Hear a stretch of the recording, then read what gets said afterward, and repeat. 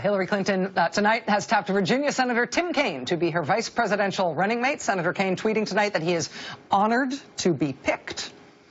Just because Tim Kaine was seen as the safe bet here, though, doesn't mean that everybody has been universally excited about the prospect of a Hillary Clinton-Tim Kaine ticket.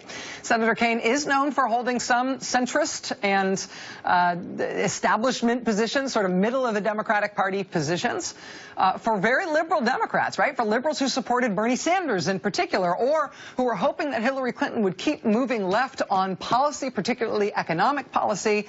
Tim Kaine was not necessarily their first choice for her running mate. How are those folks reacting to this pick tonight? Joining us now is my friend Ben Jealous, former president and CEO of the NAACP, a supporter of Bernie Sanders during the Democratic primary. I should tell you, Ben has not endorsed Hillary Clinton in the campaign this year. Ben, it's great to see you. Thanks for being here.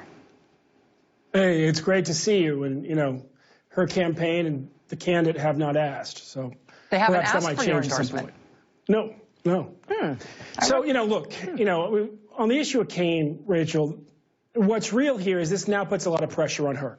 Tim's a nice guy. He is not the most courageous politician. Just a couple of days ago, the Huffington Post, you know, pointed out that he's pushing for greater deregulation of Wall Street, even though he was trying to become vice president at a time when people generally avoid controversial issues. He went right at one of the most controversial issues in our party. And so, you know, but he's also, quite frankly, he doesn't inspire any clear, it's not clear that he's going to, you know, for instance, bring Virginia. He doesn't bring any demographic.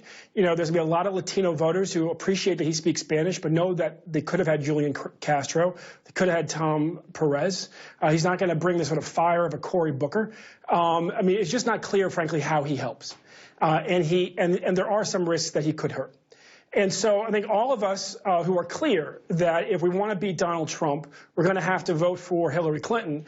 The reality is, you know, she's now, you know, at the center of the stage with the spotlight basically on nobody else, having to convince the base of the Democratic Party not just to vote for her, but to turn out and to work and to get excited and to push unlikely voters.